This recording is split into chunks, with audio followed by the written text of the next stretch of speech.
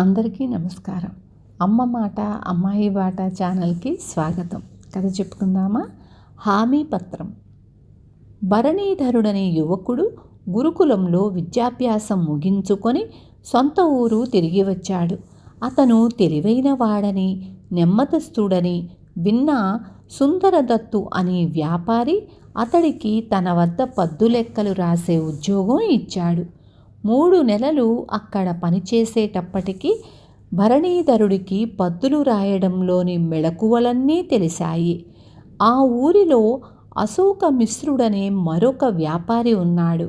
అతడికి సుందరదత్తుకు వ్యాపార విషయంలో పెద్ద పోటీ ఉండేది.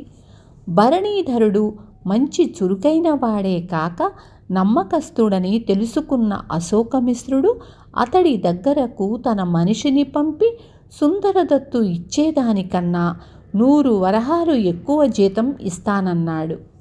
భరణీధరుడు వారం రోజుల్లో సుందరదత్తు దగ్గర ఉద్యోగం మానేసి అశోకమిశ్రుడి దగ్గర చేరాడు.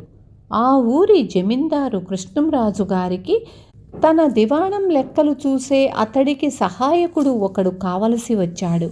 ఆయన భరణీధరుణ్ణి పిలిపించి అశోకమిశ్రుడు ఇస్తున్న జీతం ఎంత అని అడిగాడు.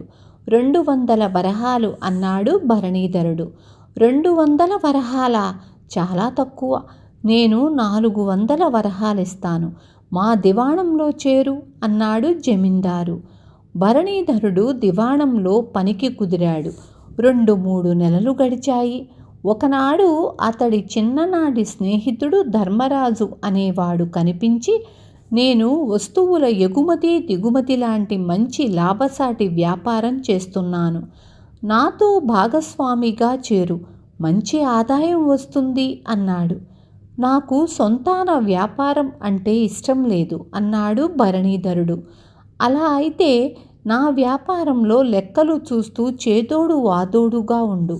నీకు జమీందారు ఇచ్చేదానికన్నా రెట్టింపు జీతం ఇస్తాను అన్నాడు ధర్మరాజు. భరణీధరుడు దివాణం ఉద్యోగం మానుకొని ధర్మరాజు దగ్గర చేరాడు.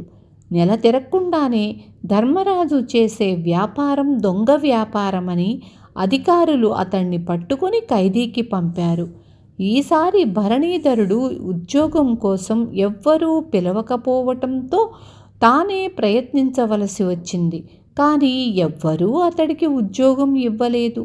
అతడు తిరిగి తిరిగి వేసారి పక్క గ్రామంలో ఉన్న మేనమామ శివస్వామి అనే చిన్న భూస్వామి దగ్గరకు పోయి సంగతి చెప్పుకున్నాడు.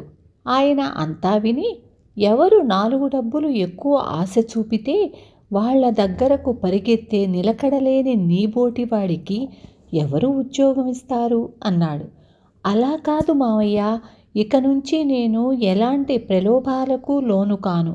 కుదురుగా ఉద్యోగంలో ఉంటానని హామీ పత్రం రాసి ఇస్తాను అన్నాడు భరణీధరుడు దీనంగా. మర్నాడు శివస్వామి మేనల్లుణ్ణి వెంటబెట్టుకొని జమీందారు దగ్గరకు వెళ్ళి జరిగింది చెప్పి, ఇక నుంచి నిలకడగా ఉంటానన్నాడు. కావాలంటే హామీ పత్రం కూడా ఇవ్వగలడు అన్నాడు. అలాంటిదేం అవసరం లేదు. మీ వాడి జీవితానుభవమే మాకు హామీ పత్రం అని జమీందారు భరణీధరుడికి దివాణంలో తిరిగి ఉద్యోగం ఇచ్చారు. విన్నారు కదా. రేపు మళ్ళీ ఇంకొక మంచి కథతో మీ ముందుకు వస్తాను.